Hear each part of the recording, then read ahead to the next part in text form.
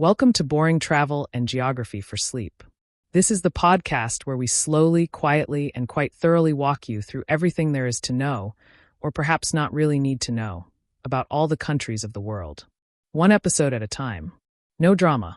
No catchy theme songs. No breathless travel tips. Just a long, unhurried journey through borders, capitals, population numbers, and perhaps even a few oddly specific fun facts that may or may not be useful in your life. Tonight's country is China, a country that is often in the news, frequently mentioned in documentaries, regularly referenced in trade agreements, space missions, archaeological discoveries, and even the tag on your t-shirt.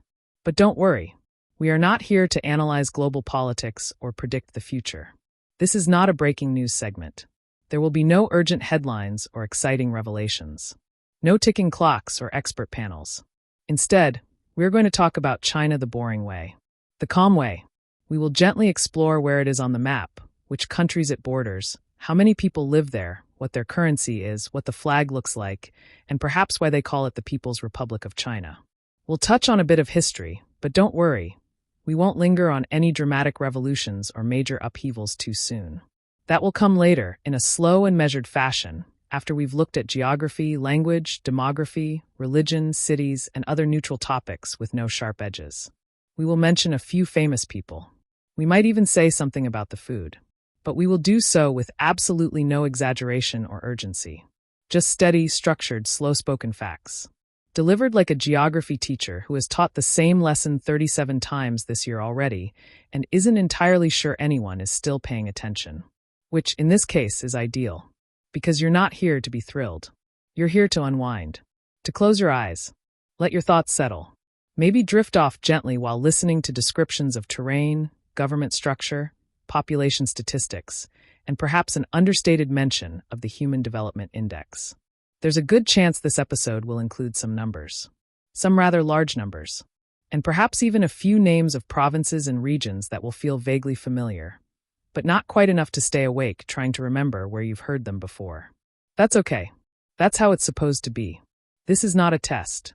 There will be no quiz at the end. If you fall asleep halfway through a list of cities, or right as we begin describing the colors and symbols of the national flag, you're doing it exactly right. Now, before we begin, just a small note. In an episode like this, which contains a fair amount of information and is presented in a rather drowsy tone, it is entirely possible that a minor error or outdated detail might slip through unnoticed. If you happen to spot something that doesn't sound quite right, or if you're listening from China and find something you disagree with, feel free to leave a comment. We read them all. And if you are from China, or have spent time there, or simply have a fondness for something Chinese, like dumplings, dynasties, or dragon festivals, we'd love to hear from you. Let us know where you're listening from. Maybe even what time it is where you are. But for now, let's settle in. You may want to dim the lights. Lie back. Perhaps close your eyes. We're about to begin our slow, factual, and hopefully rather uneventful journey through the basic facts about the People's Republic of China. Starting, as always, with where it is. And what it's next to. Ready? Let's begin. Geographically speaking, China is located in Asia. More specifically, in the eastern part of Asia. If you imagine the continent of Asia stretching from the Middle East and the mountains of Iran all the way to the Pacific Ocean, China is somewhere in the eastern third. Not right on the edge, necessarily, but close enough to touch the ocean. In fact, China has a rather long coastline along the Pacific. It lies along the East China Sea, the Yellow Sea, and further south, the South China Sea. This gives it access to some of the world's busiest shipping lanes, although that is not something you need to worry about right now. The coastline itself is not particularly straight. There are bays, peninsulas, and a fair number of islands, although most of China's landmass is firmly continental. To the north, China touches Mongolia and Russia. To the west, it borders Kazakhstan, Kyrgyzstan, Tajikistan, Afghanistan, and Pakistan. To the southwest, you'll find India, Nepal, and Bhutan. To the south, it meets Myanmar, Laos, and Vietnam. And to the east, if you look beyond the sea, lie Japan, South Korea, and Taiwan. But Taiwan is not considered just a neighboring country. That's a bit more complicated, politically speaking. We won't go into that just yet. All in all, China borders 14 different countries. That makes it tied with Russia for the country with the most land borders in the world. The two of them are in a league of their own when it comes to neighboring nations. If we were to go through them one by one again, and we might as well, the countries that China shares a land border with are Afghanistan, Bhutan, India, Kazakhstan, Kyrgyzstan, Laos, Mongolia, Myanmar, Nepal, North Korea, Pakistan, Russia, Tajikistan, and Vietnam. Some of these borders are long and winding. Others are remarkably short. For example, the shortest border is with Afghanistan, only about 76 kilometers long. It lies at the far western end of China, in a thin strip of land known as the Walking Corridor. If you didn't know that existed, you are not alone. The longest border is with Mongolia. That one stretches over 4,600 kilometers. That's a lot of shared landscape and a lot of open space. Much of it is sparsely populated desert or steppe. Not exactly the sort of place where you'd build a high-speed rail line. When it comes to relationships, China has a long and complicated history with several of its neighbors. Russia, for instance, has been both an ally and a rival at different points in time. The two countries share a long northern border, and over the years they've cooperated on many things and disagreed on many others. India, another giant of Asia, also shares a long border with China. Parts of it are disputed. There have been skirmishes, tensions, even snowball fights between soldiers. It's a cold region after all. To the east, China borders North Korea, one of the few countries in the world that is even more closed off to visitors. The relationship between China and North Korea is complicated, but generally close. Some would call it strategic. Others would call it fragile. To the south, countries like Vietnam and Laos have long histories with China. Not always smooth, but certainly long. In fact, many of China's neighbors have been part of tributary systems, border conflicts, alliances, or trade routes with China going back centuries, even millennia. China is, to put it simply, surrounded. But not in a threatening way. Just in a geographical way. By mountains, rivers, deserts, and the sea. In the west, you find the great deserts and plateaus. In the north, the steppes and the Gobi. In the south, jungles and mountains. And to the east, the sea. Now that we've placed China on the map and traced its borders with 14 neighboring countries, it's time to look at just how big the country actually is. And the answer is very big. China is the fourth largest country in the world by total area. The only countries that are larger are Russia, Canada, and the United States. But it's close. Some rankings even place China slightly ahead of the United States, depending on how one measures water bodies. But for most lists, China comes in fourth. The total area of China is approximately 9.6 million square kilometers. To put that in some perspective, that's about the same size as all of Europe. Or about the same size as the United States, minus Alaska. Or if you prefer smaller comparisons, China is more than twice the size of the European Union. Or if you prefer, you could fit the entire United Kingdom into China more than 39 times. So yes, it's a big country. Not just long, but tall as well. From the frozen borders of Heilongjiang in the north to the tropical coast of Hainan Island in the south, China stretches across a wide range of latitudes and climates. We'll return to climate later. For now, let's stay with names. The full and official name of the country is the People's Republic of China. In Chinese, that's Zhonghua Renmin Gongheguo. It's a long name, but often shortened simply to China, or Zhonghua, which can be translated as Middle Kingdom. The idea of China as the Central or Middle Kingdom goes back thousands of years. It reflects a worldview in which China saw itself as the cultural and political center of the world. Not in an arrogant way, necessarily, but in a way that made sense when one considered the long and continuous history of Chinese civilization compared to the more fragmented histories of its neighbors. The term Zhonghua has been used for centuries, and although dynasties and governments have changed, the notion of a central cultural identity has remained fairly constant. As for the People's Republic part of the name, that came later. The People's Republic of China was officially established on October 1st, 1949. That was the day when Mao Zedong stood on the gate of heavenly peace in Beijing and declared the founding of the new state, following a long and bloody civil war. Before that, China had been a republic, and before that, an empire. We'll come back to all of that in the history section. But for now, it's worth noting that while many countries celebrate independence from a colonizing power, China's modern statehood is tied more to internal revolution than external occupation. Which doesn't mean that China was never occupied. During parts of the 19th and early 20th centuries, Various foreign powers controlled concessions in Chinese cities, and Japan occupied large parts of China before and during the Second World War. Still, the National Day celebrated in China is not about independence from a colonizer, but about the victory of one political side over another in a civil war.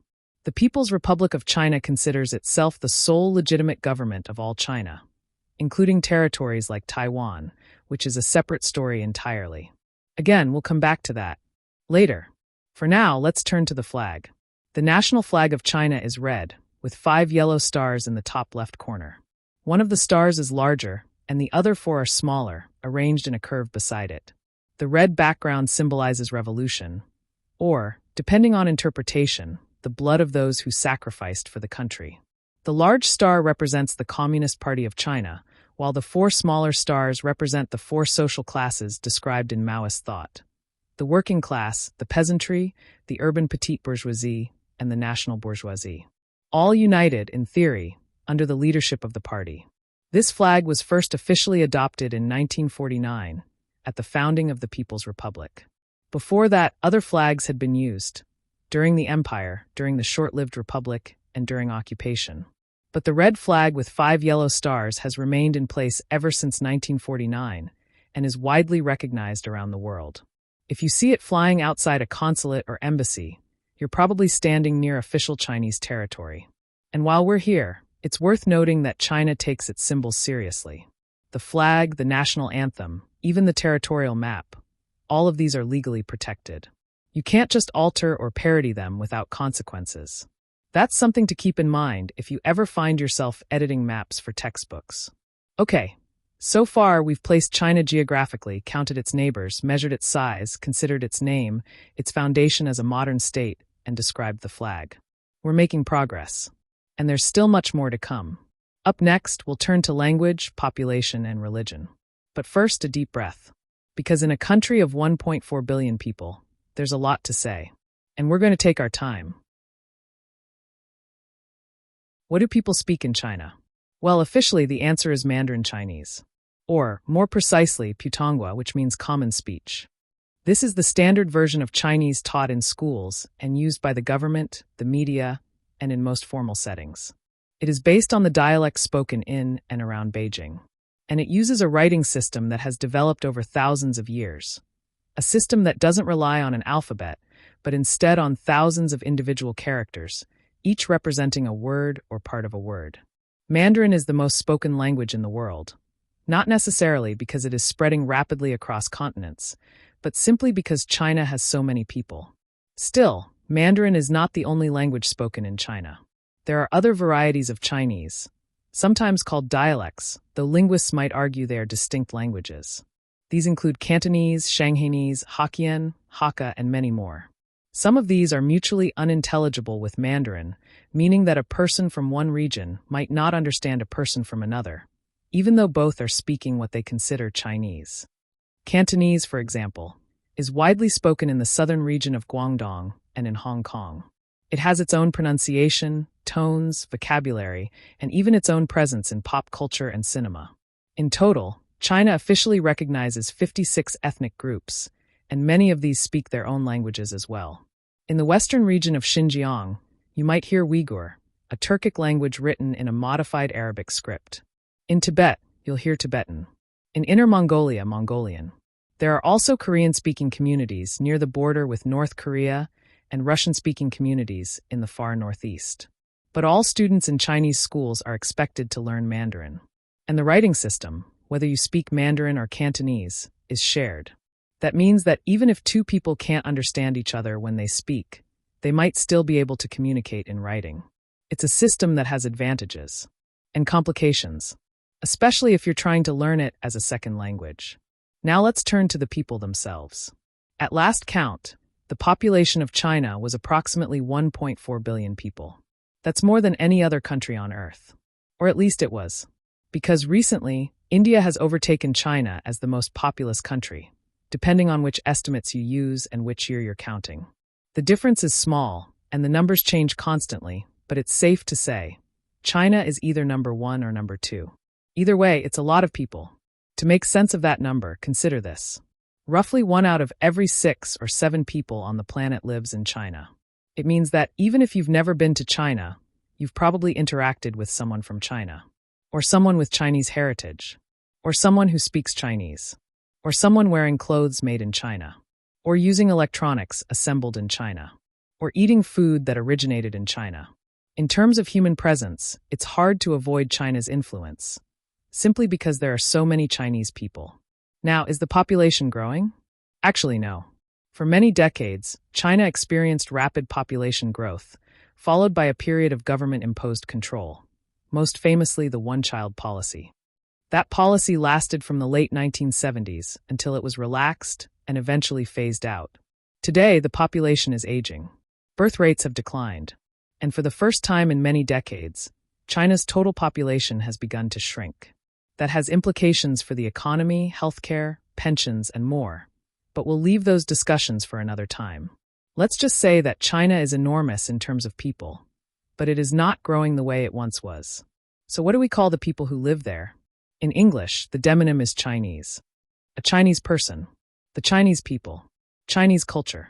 It's simple, but perhaps too simple, because within China, there are many different ethnic groups. The majority, over 90%, belong to what is known as the Han ethnic group. The Han Chinese form the cultural and demographic core of the country. But beyond them are 55 officially recognized minority groups, each with their own traditions, languages, and in many cases, their own autonomous regions. These include the Zhuang, Hui, Manchu, Uyghur, Miao, Yi, Tujia, Tibetan, and many others. Some of these groups number in the millions, others in the thousands. And although they are part of the Chinese state, their histories, identities, and relationships with the government can be quite different from those of the Han majority. But again, those are details we will approach later, carefully and without drama. Now, on to something simpler, money. China uses a currency called the renminbi, which translates to the people's currency. The basic unit is the yuan. So while the official name is renminbi, most people refer to the currency as yuan in daily use, much like how Americans say dollars instead of United States currency. 1 yuan is divided into 10 jiao, and each jiao is divided into 10 fun. But in practice, people mostly deal in whole yuan or fractions like 0.5 or 0.1, much like cents. The symbol for the yuan is yen, and the international currency code is CNY. As for the exchange rate, that depends on the day. But as a rough estimate, $1 is typically worth somewhere between 6 and 8 yuan, depending on market conditions and policy decisions. The Chinese government manages the currency rather closely, which means the exchange rate doesn't float as freely as, say, the euro or the British pound. But again, this is not an economic seminar. Just know that if you ever visit China, you'll be paying with renminbi, and most things will be priced in yuan. And if you try to use a credit card from outside China, you may find that it doesn't work. China has its own digital payment systems, like Alipay and WeChat Pay, which are far more widely used than cards. We'll talk more about travel later. But for now, let's recap. China's official language is Mandarin, but many others are spoken. The population is about 1.4 billion, massive but aging. The people are called Chinese, but they include dozens of ethnic groups. And the currency is the yuan, also known as renminbi. You're doing well so far. And there's still more to come. Now that we've covered the language, the population, and the basics of the Chinese currency, let's take a quiet turn toward religion. This is one of those topics where things are not entirely straightforward. China is officially a secular state. That means it does not have a state religion. The government does not endorse any single faith. But that doesn't mean there's no religion in China. There is, in fact, a great deal of religious practice, both formal and informal, scattered across the country. Historically, China has been shaped by 3 major traditions: Confucianism, Taoism, and Buddhism. Confucianism isn't exactly a religion. It's more of a philosophical and ethical system, a way of organizing society through hierarchy, duty, and respect. It emphasizes proper behavior, education, and the importance of family. Confucian values have influenced Chinese government, education, and culture for more than 2,000 years. Taoism, sometimes spelled Taoism, is more spiritual. It's a native Chinese tradition focused on harmony with nature, the pursuit of balance, and the understanding of the Tao, or the way. Taoism includes rituals, deities, meditation practices, and a rich body of mystical literature. Then there is Buddhism, which came to China from India over 2,000 years ago. It took root, adapted, and evolved into distinctly Chinese forms, including Chan Buddhism, which later influenced Japanese Zen. Temples, monks, and statues of the Buddha can be found throughout the country. Alongside these three traditions, there is also folk religion, a term that covers a wide variety of local customs, ancestor worship, festivals, and beliefs. These practices are often blended together, with people visiting a Taoist temple one day and burning incense for their ancestors the next. In more recent centuries, other religions arrived as well. Islam has been present in China since at least the 7th century. There are millions of Muslims in China, primarily from ethnic groups like the Hui and the Uyghurs. You'll find mosques in many regions, some small and local, others large and historic. Christianity, too, has a long and complex history in China. Catholic missionaries arrived during the Tang dynasty, and Protestant missions became more prominent in the 19th century. Today, there are both official and unofficial Christian congregations, some state-approved, others operating independently. There are also small communities of Jews, especially in places like Kaifeng, with roots stretching back many centuries. And yet, despite all this diversity, many people in China say they have no religion at all. This is partly because of how religion is defined, and partly because decades of communist rule, especially during the Cultural Revolution, suppressed religious expression. Temples were destroyed. Worship was discouraged. Religious institutions were dismantled. Today, things are more open but still controlled. Only 5 religions are officially recognized by the government: Buddhism, Taoism, Islam, Protestantism, and Catholicism. And religious groups must register with state-approved organizations. Unregistered religious activity is often restricted. So if you ask someone in China what their religion is, they might say they have none, even if they occasionally light incense, observe traditional festivals, or visit sacred sites. Religion in China, in short, is present but subtle, blended, culturally embedded, but not always openly professed. Now, as we move gently from belief to identity, let's return to the people themselves. As mentioned earlier, the majority of people in China, over 90%, belong to the Han ethnic group. The Han people form the core of Chinese civilization, language, and culture. But China officially recognizes 55 other ethnic groups. Some of these are relatively large. The Zhuang, for example, number over 15 million and live primarily in the Guangxi region, near the border with Vietnam. The Hui are ethnically similar to the Han but practice Islam. You'll find them in cities and villages across northern and western China. The Uyghurs, a Turkic-speaking, Muslim ethnic group, live mostly in the Xinjiang region. Their relationship with the state is sensitive, and we won't go into detail just yet. The Manchu, once rulers of the Qing dynasty, are now a recognized minority group, though many have assimilated linguistically. Other groups include the Miao, Yi, Tujia, Dong, and Tibetans, each with their own languages, traditions, and histories. In certain areas, these groups have autonomy. Regions like Guangxi, Inner Mongolia, Ningxia, Xinjiang, and Tibet are officially designated as autonomous regions, though the extent of their autonomy is a matter of ongoing debate.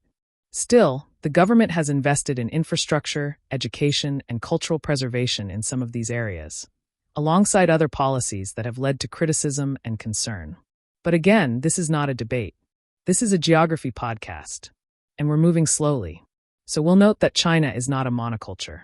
It is multi-ethnic, multilingual, spiritually diverse, and held together by a shared national identity that has evolved and been shaped over time.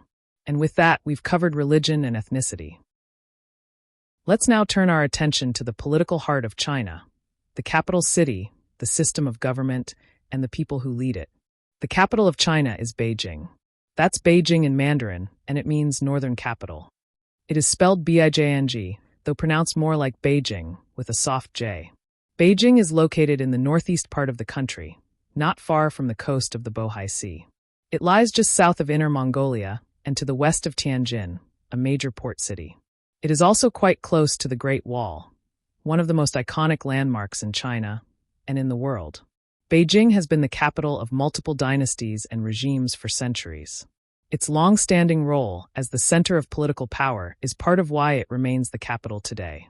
It is home to the Communist Party's leadership, the central government, the National People's Congress, and numerous ministries and agencies.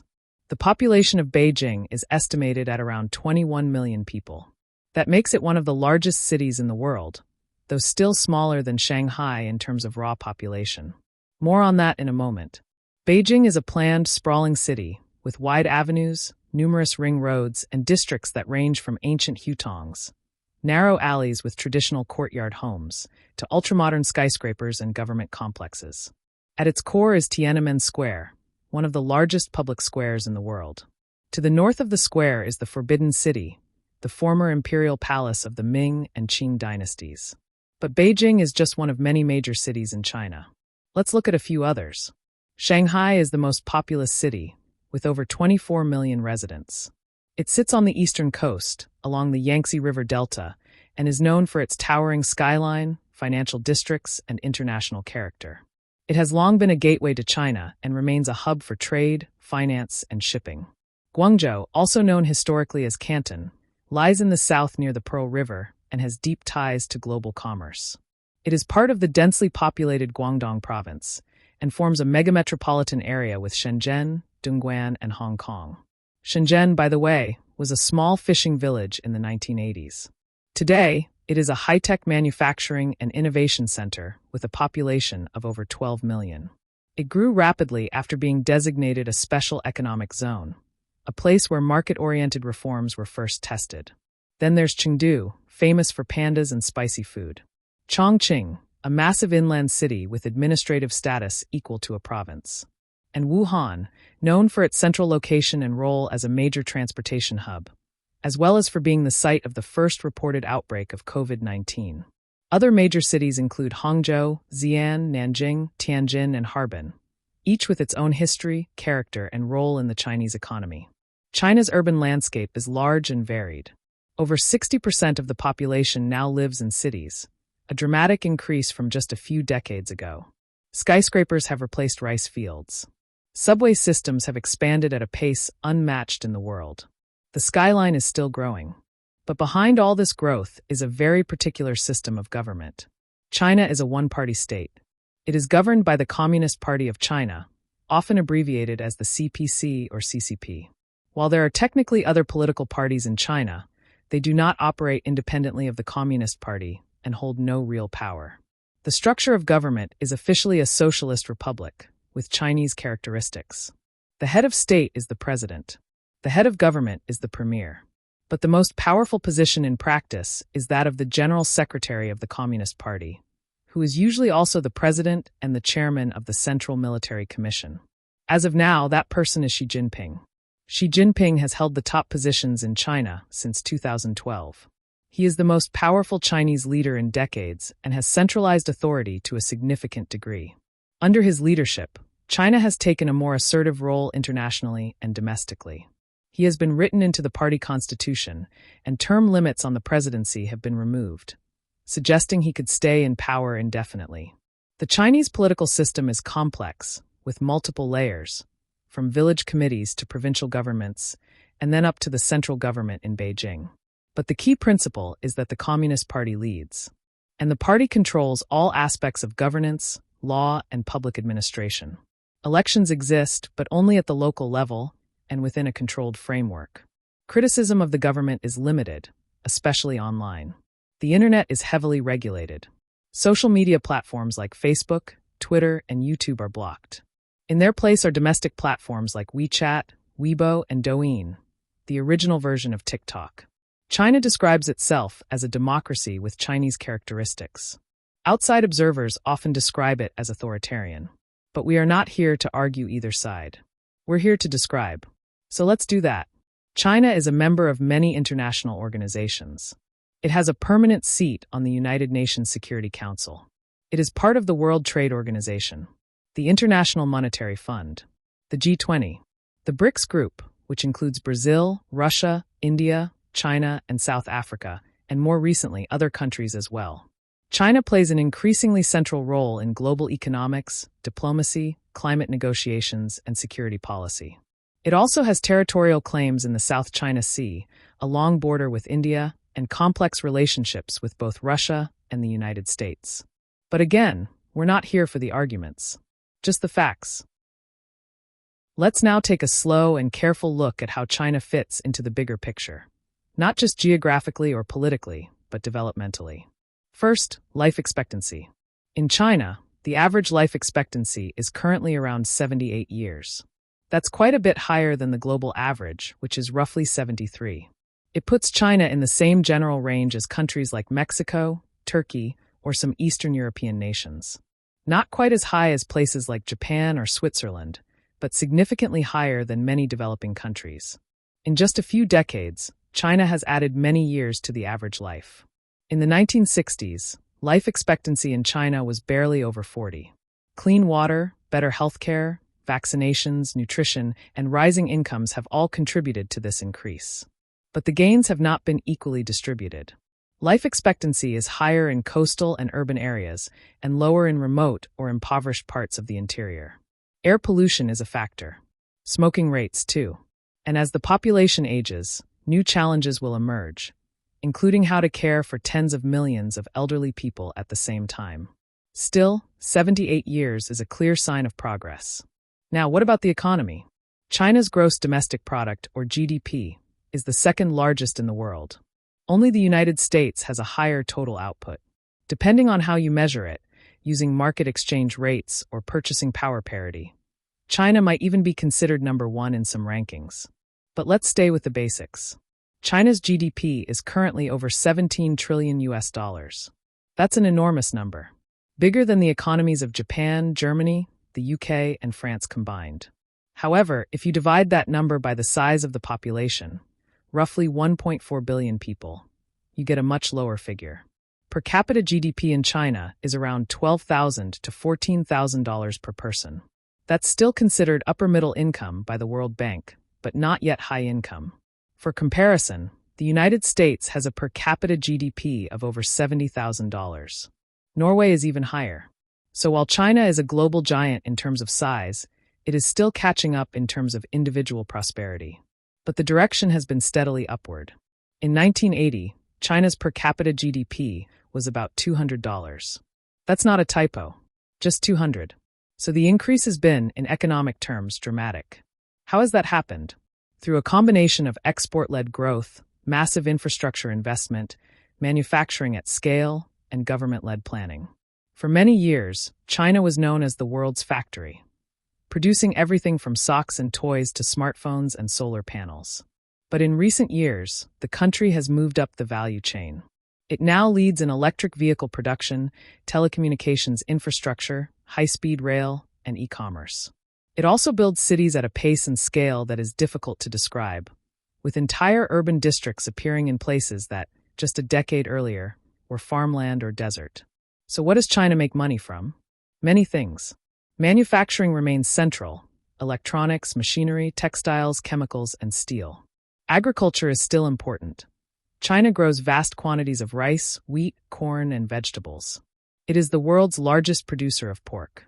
And it imports enormous amounts of soybeans, especially from Brazil and the US, to feed livestock. Then there's services: finance, real estate, logistics, tourism, and technology. China also invests abroad, through large projects like the Belt and Road Initiative, a global infrastructure campaign that stretches across Asia, Africa, and Europe. And it invests internally, in education, innovation, green energy, and digital infrastructure. But this growth has come with costs. Pollution, environmental degradation, water shortages, rising inequality, urban sprawl, regional imbalances, and more recently, concerns about debt levels, both public and private. Still, the sheer scale of China's economy makes it a central player in the global system. Now let's talk about a more human-centered number, the Human Development Index, or HDI. This is a composite measure developed by the United Nations. It combines life expectancy, education, and income to give a more rounded picture of development. China ranks in the high human development category. Not the highest, that's reserved for places like Switzerland, Ireland, and Iceland, but still quite high. In recent reports, China has ranked in the 70s or 80s out of nearly 200 countries. That's ahead of most developing countries, but behind Western Europe, North America, and parts of East Asia like Japan and South Korea. The reason is simple. While life expectancy and education levels have improved dramatically, income is still catching up, and so is inequality. Rural areas often lag behind cities. Some regions, like Beijing and Shanghai, have HDI levels comparable to developed countries. Others, especially in the West, are much lower. Still, the trend is upward. More schooling, longer lives, more access to information, electricity, health care, and public services. And the government has invested heavily in poverty reduction. By official estimates, China lifted over 800 million people out of poverty in just a few decades. That is, by any standard, a remarkable achievement, though definitions of poverty vary, and some economists debate the details. But few would argue that China's transformation has been anything less than dramatic. Now, before we move on, let's look at one final thing: what people search for online. If you type China into a search engine, you'll see a wide mix of results. People often look for the Great Wall, the Chinese zodiac, population, Chinese food, Chinese New Year, the panda, Chinese inventions, the Silk Road, and, more recently, questions about technology, trade, and geopolitics. There are also searches for: is it safe to travel to China? Or do they use toilet paper in China? Which, yes, they do, though sometimes you need to bring your own in public restrooms. People also search for Chinese characters, how to say hello in Chinese, or how to use chopsticks. And of course, how many people live in China? That one never goes out of style. So if you've ever Googled any of those things, you're not alone. The world is curious about China. Sometimes cautiously, sometimes enthusiastically, sometimes critically, but always curious. And now, after walking through geography, borders, cities, demographics, politics, religion, currency, economy, and development, perhaps you're a little less curious, or a little more informed. Either way, you've made it through the first full chapter of this episode. Coming up next, the history of China. Let's now travel back in time and take a look at the long and layered history of China, a history that spans thousands of years, perhaps the longest continuous civilization on Earth. The earliest known records of Chinese history come from the Shang dynasty, which ruled parts of the Yellow River Valley around 1600 BCE. The Shang were not the first people to live in the region, of course. Archaeological evidence shows that human beings have lived in what is now China for hundreds of thousands of years. But the Shang were the first to leave written records. They carved inscriptions onto bones and turtle shells, known today as oracle bones. These were used for divination. Questions were carved, heated, and interpreted based on the cracks. It is the earliest known form of Chinese writing. And surprisingly, it already looks quite similar to the modern script. The Shang ruled with bronze weapons, chariots, and complex rituals. They worshipped ancestral spirits. They built walled cities. And they left behind a legacy that still echoes in Chinese culture. Eventually, the Shang were replaced by the Zhou. The Zhou dynasty began around 1046 BCE and introduced the concept of the mandate of heaven, a political and philosophical idea that said a ruler's authority came from heaven, but could be revoked if they ruled poorly. This idea would be used again and again throughout Chinese history to justify the rise and fall of dynasties. The Zhou dynasty is often divided into two parts: the Western Zhou and the Eastern Zhou. The Eastern Zhou is further divided into two periods: the Spring and Autumn period and the Warring States period. These were times of decentralization, conflict, and intellectual flourishing. This is when many of China's most enduring philosophical traditions were born. Confucius lived during the Spring and Autumn period, around the 6th century BCE. He was not a ruler or a prophet, but a teacher. His ideas about ethics, hierarchy, and proper conduct would come to shape Chinese society for centuries. Laozi, traditionally considered the founder of Taoism, is also said to have lived during this time. His teachings emphasized naturalness, simplicity, and the Tao, or the Way, an ungraspable force that flows through all things. Other schools of thought also emerged: legalism, Moism, and more. It was a time of debate, writing, and war. Eventually, one of the warring states, Qin, emerged victorious. And in 221 BCE, the ruler of Qin declared himself the first emperor of China, Qin Shi Huang. He unified the country's writing, currency, weights, and measures. He built roads. He began work on what would later become the Great Wall. He was also harsh, authoritarian, and deeply afraid of death. He is most famous for the Terracotta Army, thousands of life-sized clay soldiers buried near his tomb to guard him in the afterlife. You can still visit them today, near the city of Xi'an. But the Qin dynasty did not last long. It was soon replaced by the Han.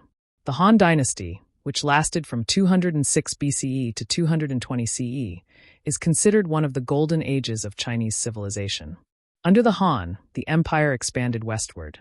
Trade routes opened, including what would become known as the Silk Road, connecting China to Central Asia, the Middle East, and even the Roman Empire. Paper was invented. Confucianism was adopted as the official ideology. The government developed systems for examination and bureaucracy that would influence China and other countries for centuries.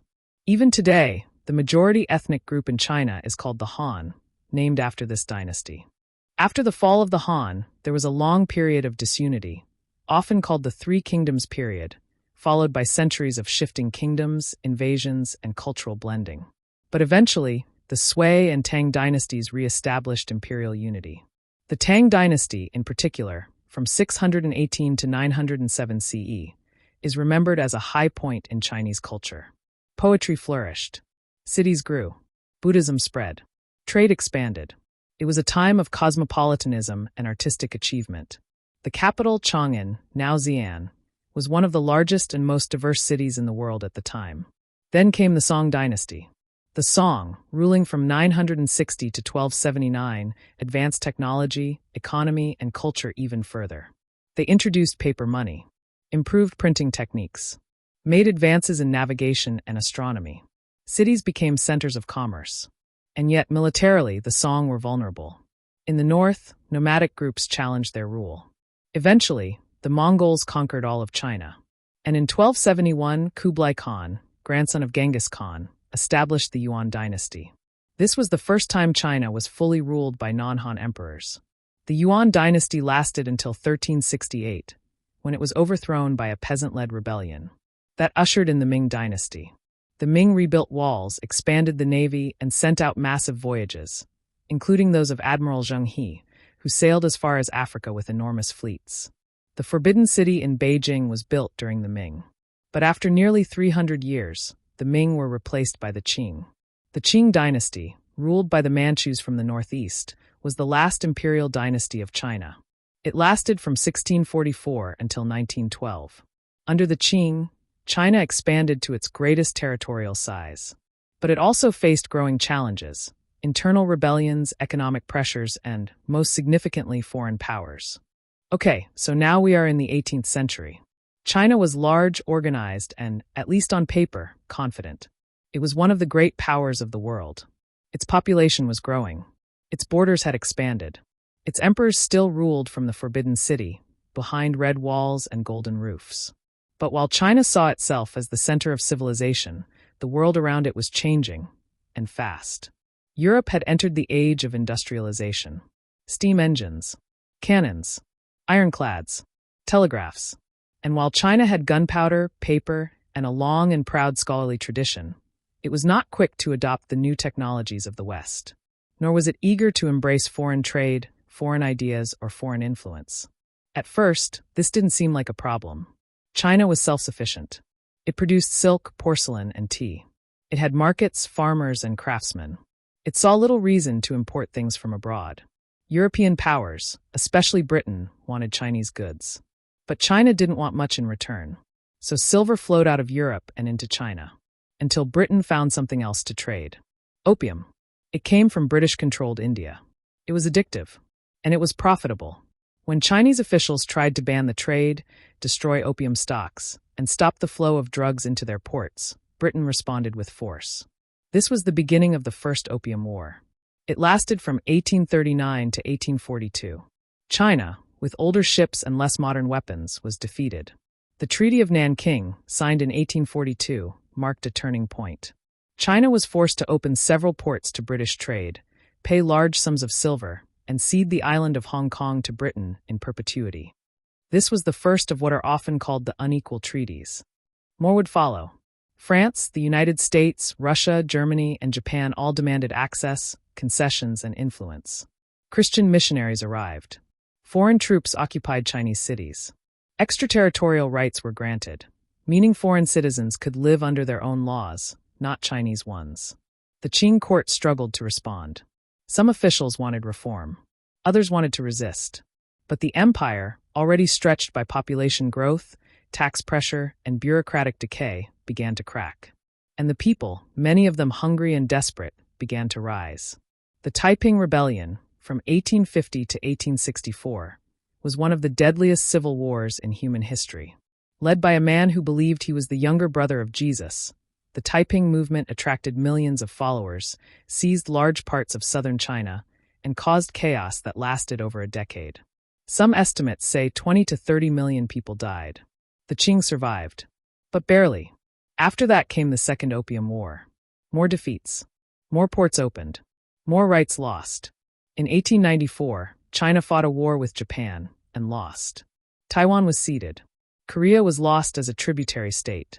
It was a shock to the Chinese worldview. A smaller, once inferior neighbor had defeated the great empire. Around the same time, parts of China were being carved up into spheres of influence. Russia in the north, France in the south, Britain along the Yangtze, Germany in Shandong, Japan on the coast. It was called the Century of Humiliation. And it changed everything. In 1900, anti-foreign anger erupted in the Boxer Rebellion, a movement of peasants and martial artists who believed they could resist foreign weapons with spiritual power. They attacked foreign diplomats and missionaries. An international coalition of 8 nations responded, with overwhelming force. Beijing was occupied. The Qing court fled. And China was forced to pay a massive indemnity. All this weakened the Qing even further. Reform efforts came too late. And in 1911, after yet another uprising, the dynasty fell. The last emperor, a child named Puyi, abdicated. And after more than 2,000 years of dynastic rule, China became a republic. But the story was far from over. What followed was not stability, but fragmentation. Warlords ruled regions like medieval lords. The central government was weak, and foreign powers still held influence. This was the age of Sun Yat-sen, a revolutionary and founding figure of the republic. It was also the early stage of the Chinese Communist movement. But we'll get to that in the next part. For now, let's pause. China in the 19th century faced a world it had not prepared for. Cannons, contracts, treaties, telegraph lines. It lost wars, lost land, lost confidence. And yet it endured. The language remained. The people endured. The culture adapted. And in the chaos of the 20th century, a new China would begin to take shape. As the 20th century dawned, China was no longer an empire. It was a republic, at least in name. But in reality, it was something messier. A patchwork of warlords, provincial armies, old habits, and new ideologies. The Qing dynasty had fallen, but nothing truly stable had taken its place. The first president of the Republic of China was Sun Yat-sen, a revolutionary, a doctor, and a man deeply influenced by Western political ideas. He had studied in Hawaii. He had a vision of democracy, nationalism, and people's livelihood. But he didn't rule for long. Power passed quickly to military strongmen. In the north, generals carved out territory. In the south, rival governments formed. Foreign powers still occupied parts of Chinese cities. Japan, Britain, France, and others held leases, enclaves, or trading zones. China was nominally independent, but not truly in control of its own land. Then, in 1919, something shifted. After World War I, the Treaty of Versailles handed parts of China, previously under German control, over to Japan. Chinese students and intellectuals protested massively in what became known as the May 4th movement. This was not just a political protest. It was a cultural awakening. Students called for science, democracy, modernity, the rejection of Confucian conservatism, the embrace of new ideas, new writing styles, and, for some, Marxism. In 1921, the Chinese Communist Party was founded in Shanghai. It was small. The founding meeting was held in secret, in a room above a girls' school. Among the young members was a man named Mao Zedong. Meanwhile, the Nationalist Party, or Kuomintang, led by Sun Yat-sen, tried to unify the country. After Sun's death in 1925, leadership passed to Chiang Kai-shek. Under his command, the Nationalists launched a northern expedition, a military campaign to defeat warlords and reunify China. It was partially successful, but soon the Nationalists turned on the Communists. A civil war began between two visions for China's future. One led by Chiang and the Nationalist Party, the other by Mao and the Communist Party. It was a brutal, drawn-out conflict. Sometimes paused, sometimes hidden, but never far away. In the 1930s, the Communists were forced to flee. This became the Long March, a retreat of more than 9,000 kilometers across mountains, rivers, and hostile territory. It was a military defeat, but a symbolic victory. Those who survived were hardened, and Mao emerged as the clear leader of the movement. Then, in 1937, everything changed again. Japan invaded. It had already taken Manchuria in 1931, but now it moved deeper, into Beijing, Shanghai, Nanjing. The Second Sino-Japanese War had begun. It would last until the end of World War II. During this time, the nationalists and communists agreed to a fragile alliance against the common enemy. But the war devastated the country. Cities were bombed, villages destroyed. Tens of millions of Chinese died. One of the darkest chapters was the Nanjing Massacre, in which Japanese troops killed, raped, and burned with horrifying brutality. It left a wound that has never fully healed. When Japan was defeated in 1945, China was exhausted. But peace did not come. The Civil War resumed, fiercer than ever. By 1949, the Communists had won. Chiang Kai-shek and the Nationalists fled to the island of Taiwan, where they continued to claim they were the legitimate government of all China. They still do, though the situation is complex, and we'll return to that later. On the mainland, Mao Zedong declared the founding of the People's Republic of China on October 1, 1949. It was a new beginning, but not a quiet one. The 1950s saw land reform, collectivization, and Soviet-style planning. Landlords were denounced. Property was redistributed. Class enemies were identified. Millions died, some by execution, others by hunger or imprisonment. In 1958, Mao launched the Great Leap Forward, an ambitious, top-down campaign to rapidly industrialize and transform the countryside. Communes replaced farms. Backyard furnaces were built to melt metal. Quotas were inflated. Grain was misreported. It ended in catastrophe. Historians estimate that 20 to 40 million people died in the resulting famine, the deadliest in human history. Entire villages starved. But Mao remained in power. In 1966, he launched the Cultural Revolution, a decade-long campaign to purge capitalist and traditional elements from society. Students, known as Red Guards, attacked teachers, officials, and intellectuals. Books were burned. Temples destroyed. History rewritten. Millions were persecuted. Families torn apart. It was, in many ways, a war against memory. Mao's portrait hung over Tiananmen Square. His quotes were memorized. His little red book was everywhere. And yet, by the time he died in 1976, the country was deeply wounded. His successor, Hua Guofeng, was soon replaced by a more pragmatic leader, Deng Xiaoping. Deng famously said, "It doesn't matter whether a cat is black or white, as long as it catches mice." Meaning, ideology matters less than results. He opened up the economy. Special economic zones were created. Foreign investment allowed. Private business tolerated, then encouraged. Farmers could sell surplus crops. And slowly, quietly, China began to grow. Not just by percentage points, but by factories, roads, jobs, exports, and incomes. But it wasn't all smooth. In 1989, students gathered in Tiananmen Square calling for reform, freedom, and dialogue. The government responded with force. Troops and tanks were sent in. The exact number of deaths is still unknown. The topic remains sensitive, heavily censored. But the result was clear. Political liberalization would not accompany economic growth. And since then, China has grown rapidly, but remained politically rigid. That is the legacy of the 20th century. A journey from empire to chaos, from civil war to revolution, from famine to factory, from Mao to markets, but not to democracy. And with that, we now stand on the edge of the present. When the 1980s began, China was in a state of cautious transition. The Cultural Revolution had ended. Mao Zedong was gone. Deng Xiaoping was in charge, though not as an emperor, not even formally as president, but as the architect of a new era. It was called reform and opening up. And it began slowly. In agriculture, farmers were allowed to contract land. They could grow crops and sell the surplus at local markets. This simple change, giving people a personal incentive to be productive, led to a sharp increase in food output. Hunger, which had been widespread, began to recede. Then came industry. State-owned enterprises were still dominant, but private businesses began to appear. First small shops, then factories, then whole industries. In the south, near Hong Kong, a fishing village called Shenzhen was designated a special economic zone. This meant new rules, lower taxes, more autonomy, and openness to foreign capital. It worked. Shenzhen grew from a few thousand people to over 10 million. Skyscrapers replaced shrimp ponds. It became a symbol, not just of growth, but of possibility. Throughout the 1980s and 1990s, reforms continued. Prices were gradually liberalized. State monopolies were restructured. Joint ventures with foreign companies were encouraged. By the early 2000s, China had joined the World Trade Organization. Its exports boomed.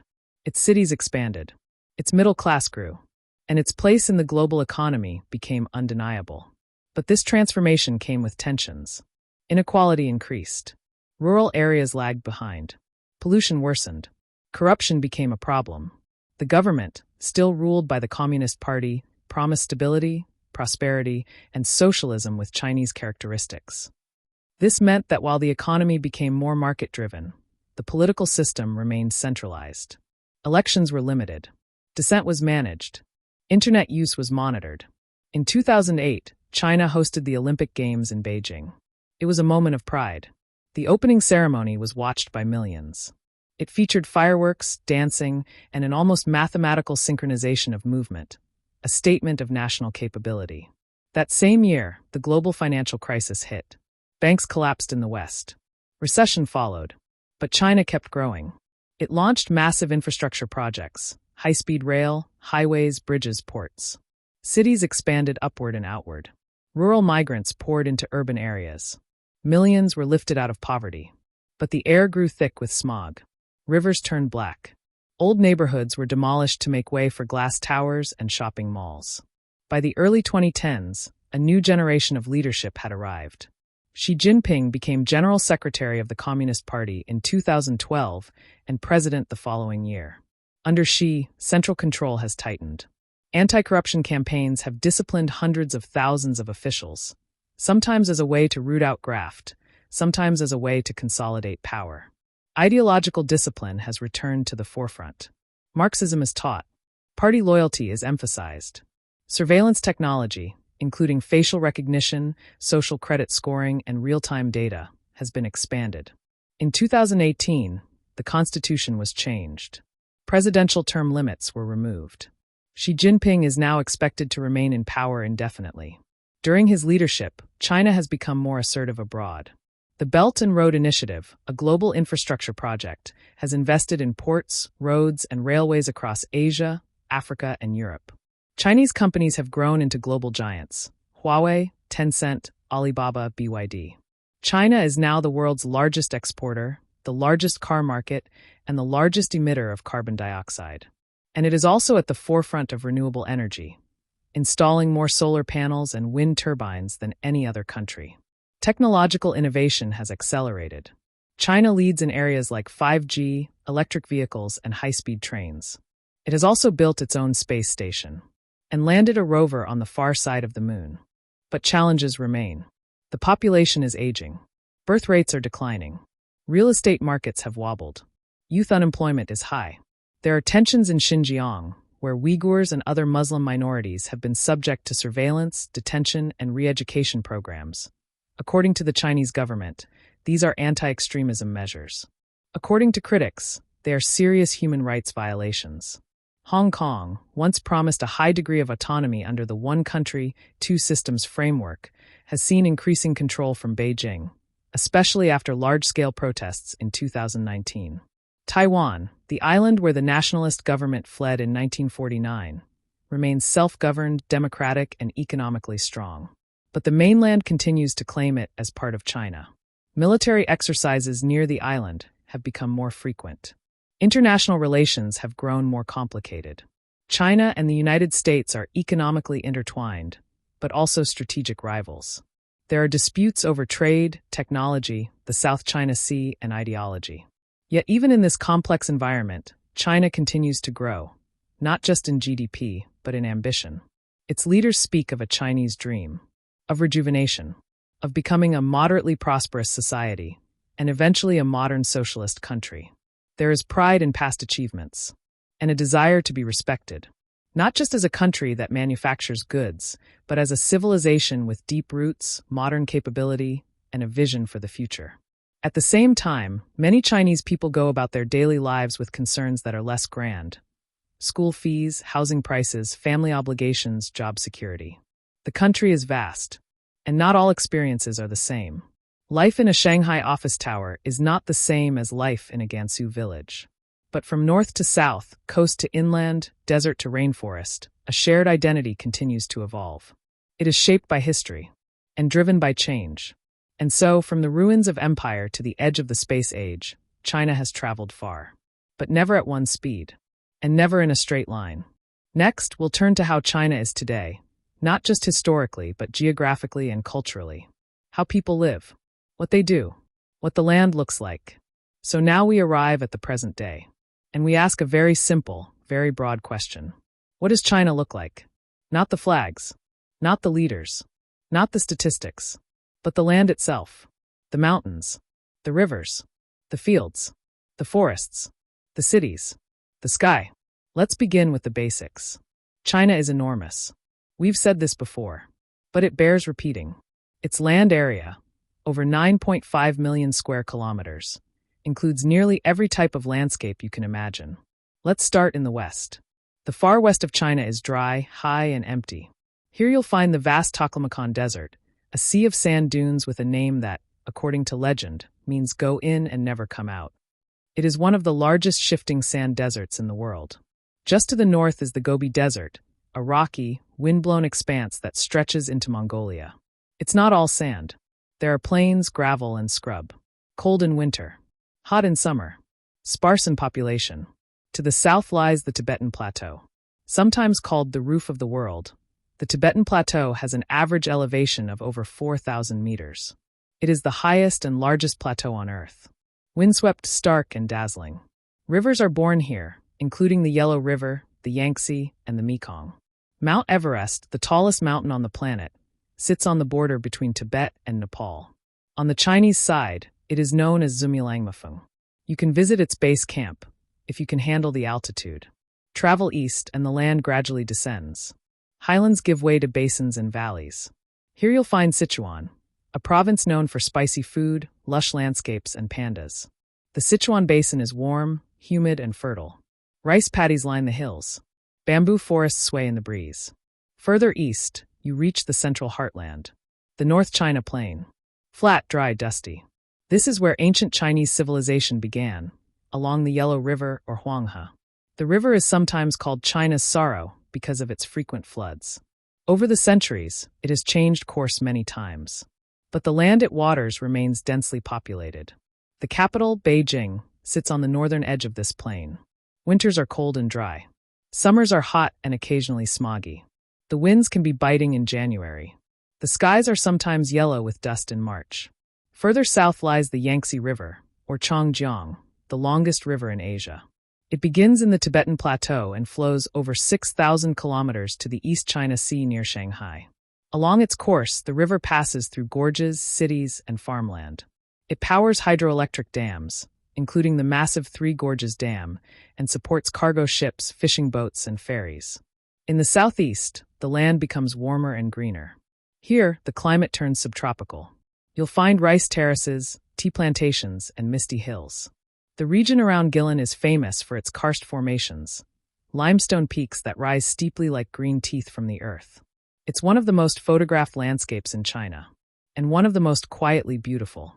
Keep going south and the tropics begin. In the far south, near the borders with Vietnam and Laos, the weather is hot, wet, and lush. Rainforests, banana trees, and monsoon rains. In summer, typhoons sometimes sweep in from the South China Sea, bringing heavy wind and rain.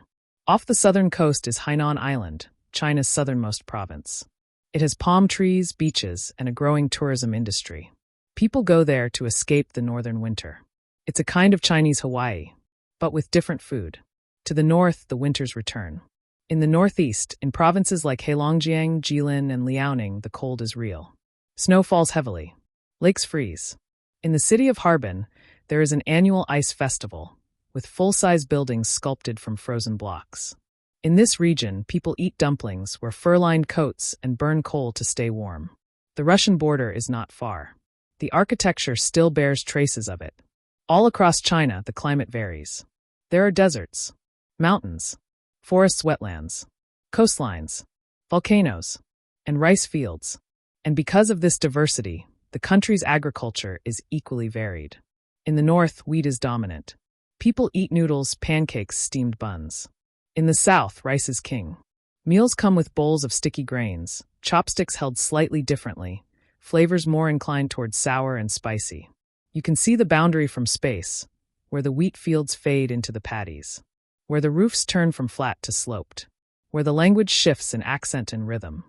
In the next part, we'll talk about how people live in this landscape, where they go, what they do, and how the geography shapes their lives. Now that we've explored the land, the deserts, the rivers, the plains, the mountains, it's time to talk about how people live on that land, where they settle, what they do, and how daily life looks across this enormous, diverse country. Let's begin with a very simple fact. Most people in China live in the eastern third of the country. If you were to draw a vertical line from the northeast down to the south coast, most of China's 1.4 billion people would be found to the right of that line. On the coast, in the river valleys, in the cities. The west, while vast, is relatively empty. The mountains, plateaus, and deserts are beautiful, but hard to farm, hard to reach, and hard to live in. That's why the population is dense in places like the North China Plain, the Yangtze River Delta, the Pearl River Delta, and the coastal provinces. Let's take a closer look. The Pearl River Delta, where cities like Guangzhou, Shenzhen, Dongguan, and nearby Hong Kong are located, is one of the most densely urbanized regions on Earth. Tens of millions of people live and work there. Factories, ports, apartment towers, shopping malls. All packed into a landscape that used to be farmland and fishing villages. Then there's the Yangtze River Delta, home to Shanghai, Suzhou, Hangzhou, and Nanjing. This region is economically powerful, technologically advanced, and heavily industrialized. But it also includes ancient towns, rice fields, and canals. And in the north, around Beijing and Tianjin, is another core region. Historically the political center, now also a manufacturing and logistics hub. These are the urban centers. Modern, fast-moving, crowded. Full of subways, highways, apartment blocks, office towers, and high-speed trains. China has more than 100 cities with over 1 million residents. It has hundreds more with populations over 500,000. In China, a small city might have 300,000. Urbanization has been one of the defining features of China's development. In 1980, only about 20% of Chinese people lived in cities. Today, it's more than 60%. Millions of people have moved from villages to cities, from the west to the east, from farms to factories, from manual labor to office jobs. But rural China still exists. It's just quieter. In villages across the interior, in provinces like Hunan, Anhui, Gansu, and Guizhou, you'll find slower rhythms. Farmers planting rice or wheat, elders playing cards under trees, children riding bikes down dirt paths. Some villages are shrinking as young people move away. Others are being revitalized through tourism or agriculture. But they remain a part of China's landscape, physically, culturally, and emotionally. Now, what do people do? China's economy is large and varied. In cities, people work in tech, finance, logistics, education, media, design, engineering, retail, and more. They ride electric scooters to the office. They shop online. They order lunch with an app. In factories, workers assemble smartphones, electric cars, solar panels, toys, and textiles. Shifts are long. The pace is fast. The output is vast. On farms, people grow rice, wheat, corn, potatoes, tea, apples, and countless varieties of vegetables. China is one of the world's largest producers of everything, simply because of its size. The economy is driven by both the state and the market. Some companies are state-owned. Some are private. Others are somewhere in between. There are family businesses. There are massive conglomerates. And there are millions of migrant workers, people who live in one place and work in another, often without full legal residency in the city where they live. It's a system known as the hukou, or household registration. It determines access to schools, hospitals, and housing. Reforms have been slow. Still, people move. For opportunity. For money. For their children. and the face of the country changes with them. In the morning, you might see a grandmother sweeping her stoop in a stone village where nothing has changed for 50 years. By noon, you might be in a bullet train going 300 kilometers per hour between two megacities with 10 million people each. In the evening, you might scroll through a live stream of someone selling makeup, dumplings, or socks to millions of followers on a Chinese shopping app. This is all China. Ancient and modern. Fast and slow. Dense and remote. Its economic life is not just driven by exports and statistics, but by people doing things, quietly, daily, repetitively. Teaching, driving, cooking, repairing, making, selling, delivering.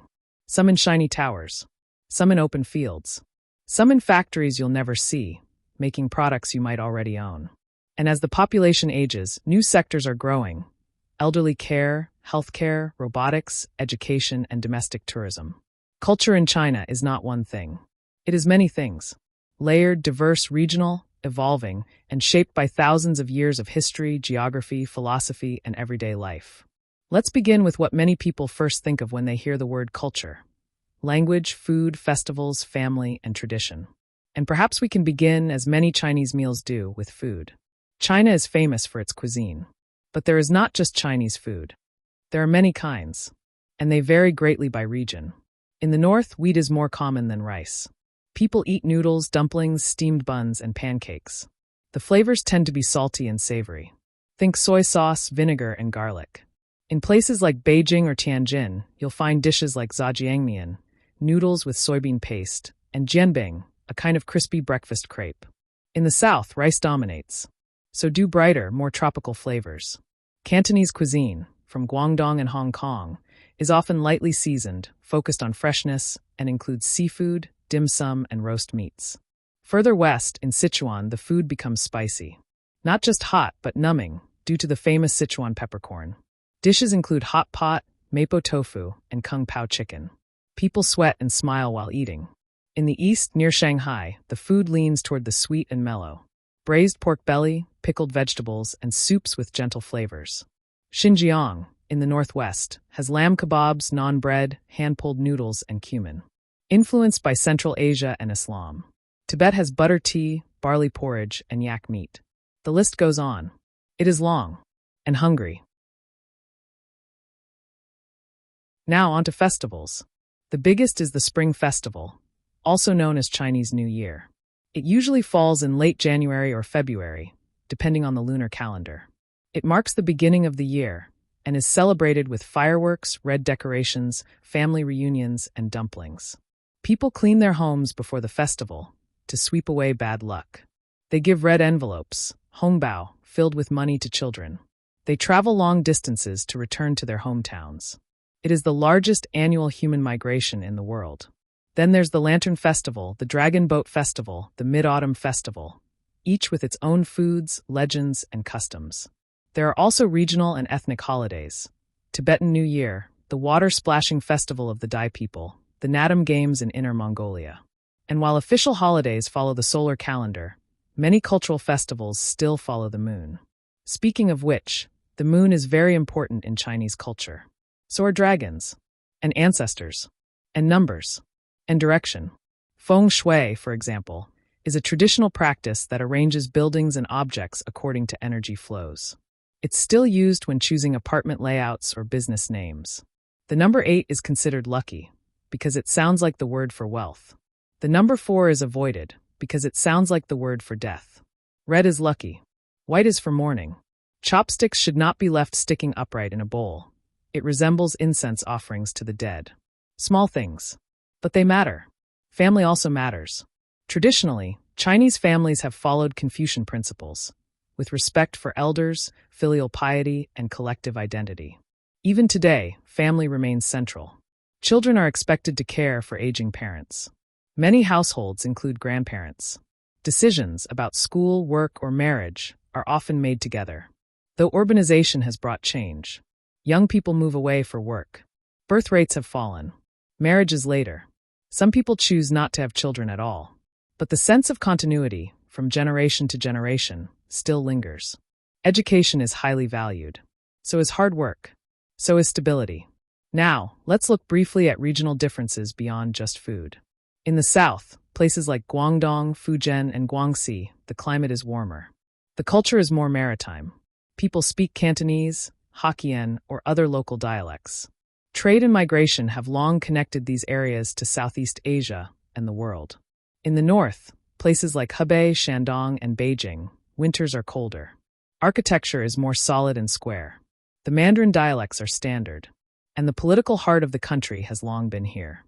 In the west, Tibet, Xinjiang, Qinghai, the culture is different again.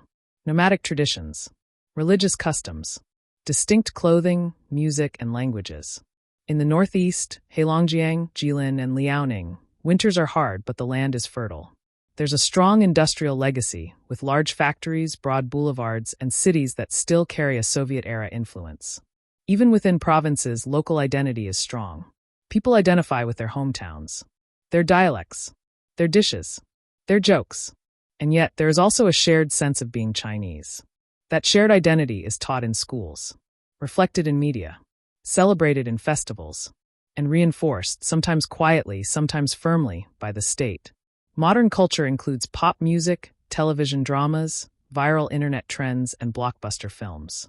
There are soap operas and science fiction movies, national singing contests and historical epics, game shows and reality series.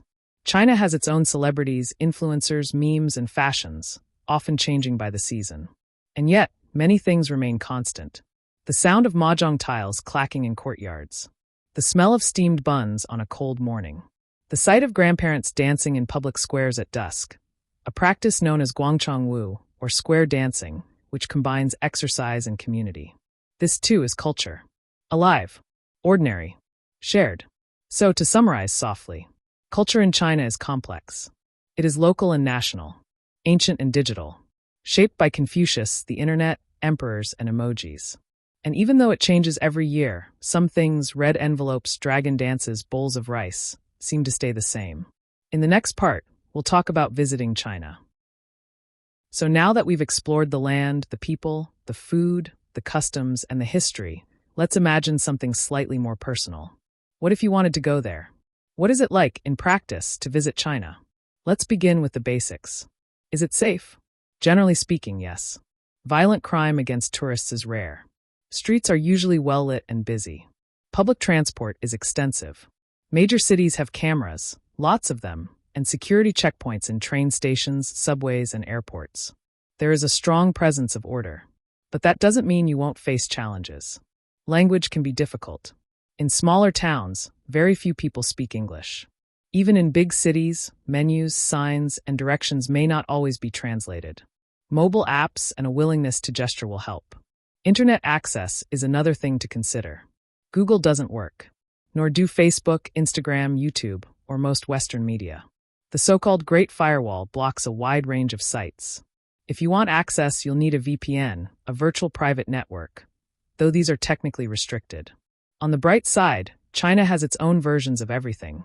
Baidu instead of Google, WeChat instead of WhatsApp, Douyin instead of TikTok, Alipay instead of Apple Pay. Many people use QR codes for everything, from paying for dumplings to renting bikes to making donations to street performers. Cash is accepted, but increasingly rare. So is tipping. It's not expected. In fact, it can sometimes be refused. Now about visas. Most travelers to China need one. Tourist visas are available, but the process can take time. You'll need a passport, a completed application, a photo, and in some cases, proof of flights and hotel bookings. In recent years, the rules have changed, sometimes easing, sometimes tightening, especially during and after the COVID-19 pandemic.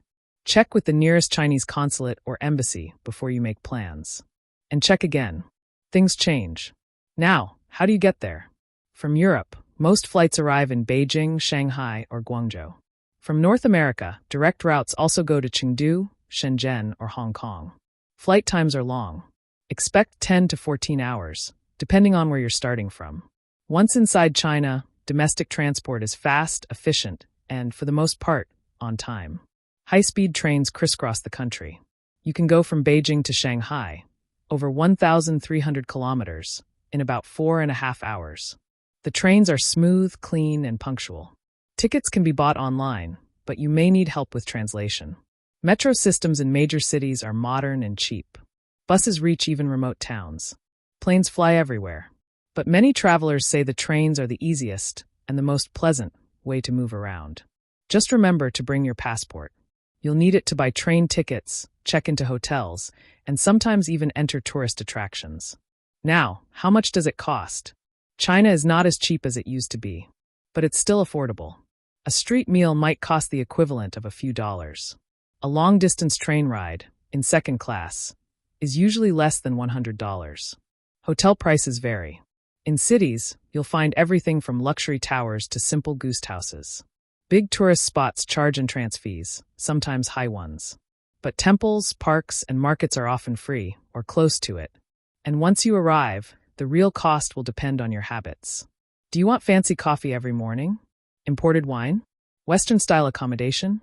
Or are you happy with local food, shared dorms, and tea? Either way, you'll manage. Just remember, you'll need a translator app. And some patience. And always carry some tissues. Public restrooms are not always stocked. To sum up softly, yes, you can visit China. It's large, busy, layered, and occasionally baffling. But it's also beautiful, orderly, welcoming, and full of surprises. Bring comfortable shoes. Bring curiosity. And bring an open mind. In the next section, we'll look at where and when to go. The classic sites. The quieter corners. Now that you know how to get there and what to expect, let's talk about the question many travelers ask. Where should I go in China? And perhaps more importantly, when should I go? Let's begin with the seasons. As we mentioned before, the best times to visit most of China are in spring and autumn. In spring, from April to early June, the weather is generally mild. Trees blossom. Parks fill with people flying kites or playing music. The air is fresher. The skies are often clear. It's a good time to walk, to sit, to observe. In autumn, from mid-September to late October, the air turns crisp. Leaves turn gold. The heat of summer fades. Cities feel calmer. Mountains are easier to climb. Roads are less crowded. Summer, from June to August, can be difficult. It's hot. It's humid.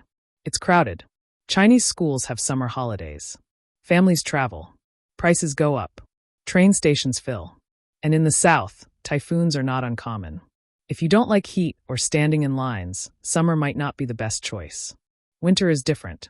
Northern China gets cold, below freezing in many places. Snow falls in Beijing. Harbin holds its famous ice festival, where entire palaces are carved from frozen blocks and lit from within by colored lights.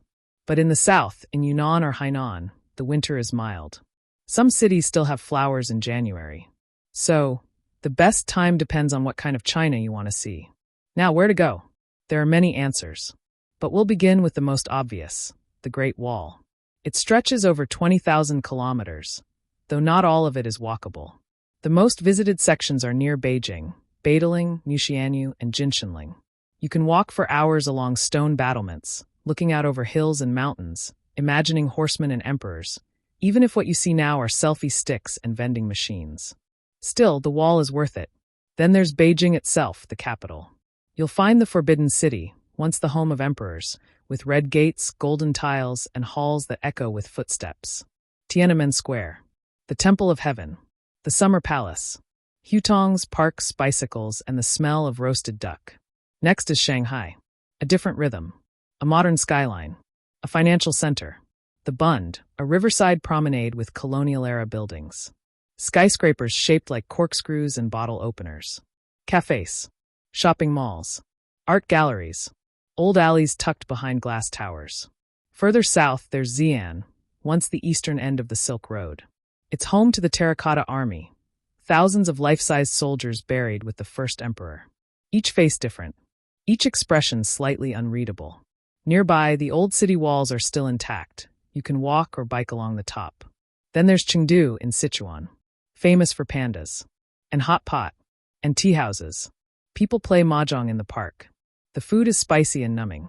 Life moves a bit slower here, or at least that's what people say. In the south, Guilin and Yangshuo offer landscapes unlike any other, green limestone peaks rising sharply from rice paddies and rivers. You can float down the Li River.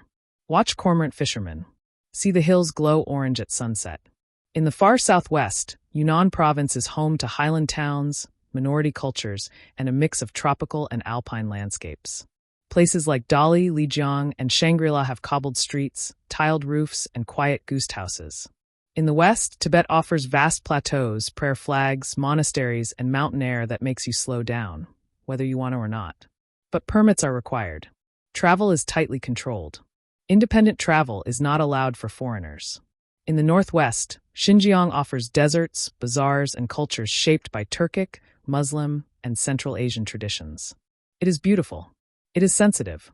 And travel there comes with complications. For those seeking something warmer, Hainan Island offers beaches, palm trees, and resorts. The city of Sanya is sometimes called China's Hawaii. You can swim, sip tea, and watch the sun set over the South China Sea. And if you like cold, Harbin in the northeast is your place. Go in January. See the ice sculptures. Wear layers. Thick ones. But there's also a quieter side.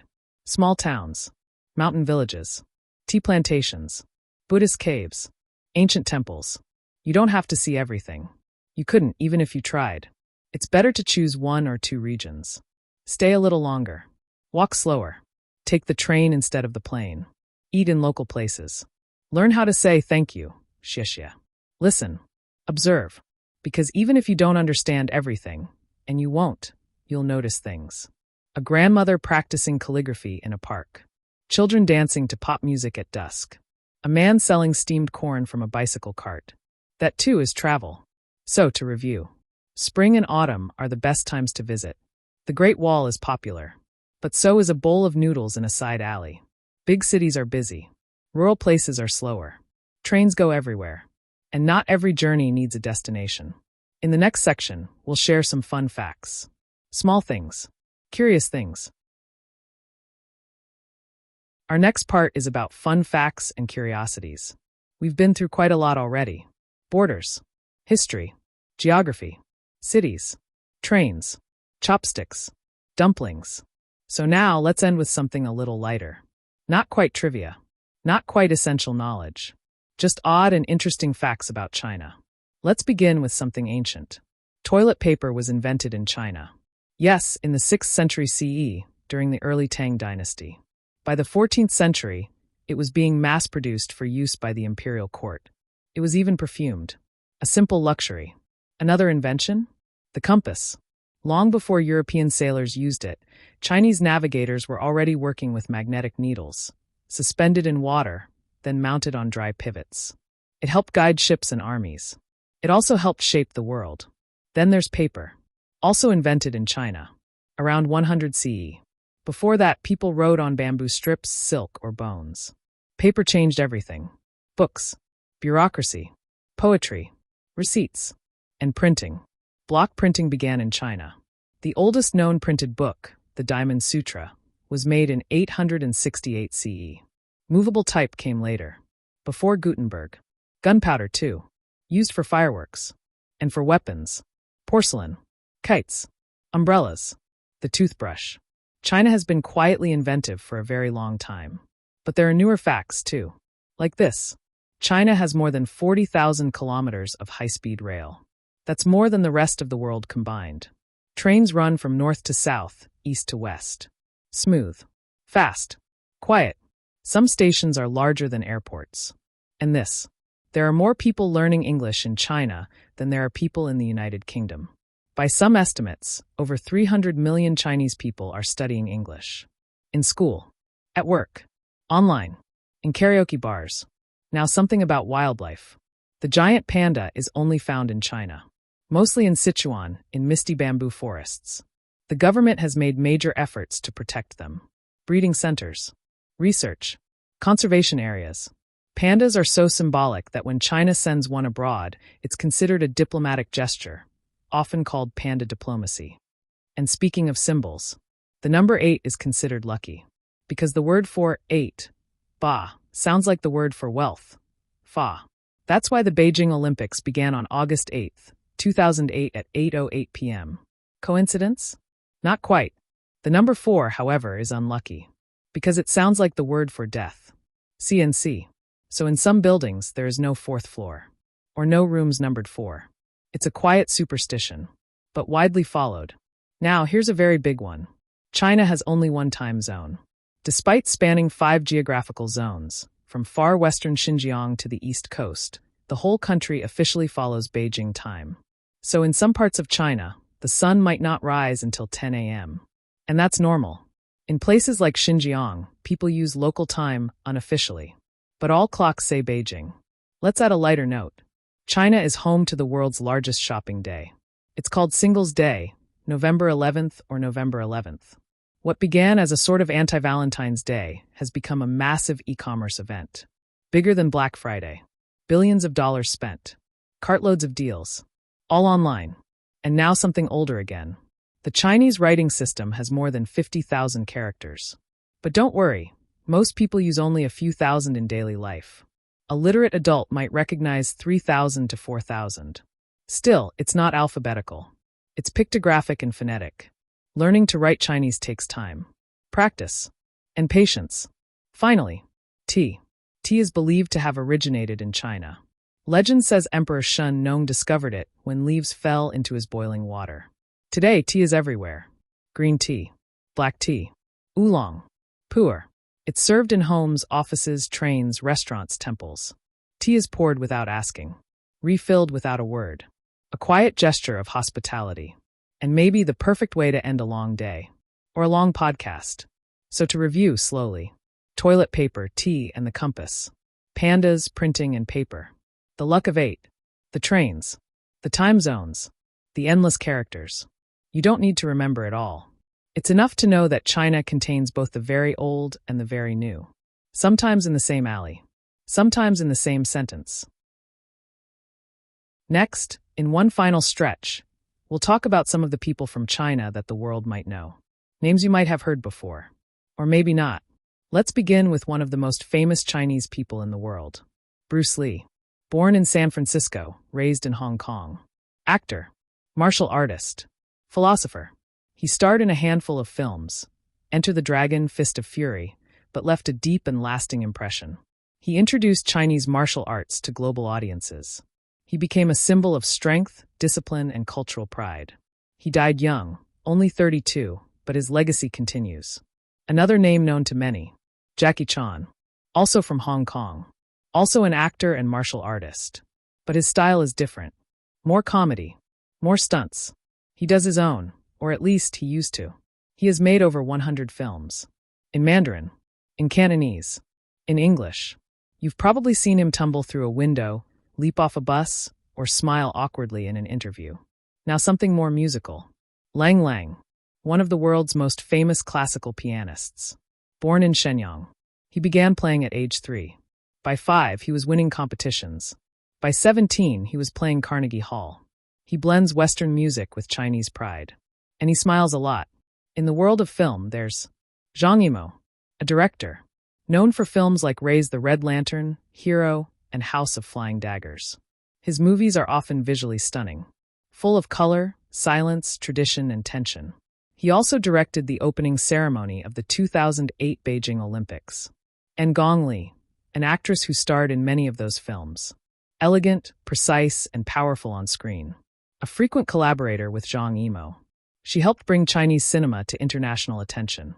There's also Jet Li, another martial arts actor, once a wushu champion. His style is calm, controlled, and fast. You may have seen him in Once Upon a Time in China, Fearless, or Hero. In business, there's Jack Ma. He founded Alibaba, one of China's largest e-commerce companies. Once an English teacher, later a billionaire. Known for his speeches, his smile, and his sudden disappearance from public view in 2020, after criticizing regulators.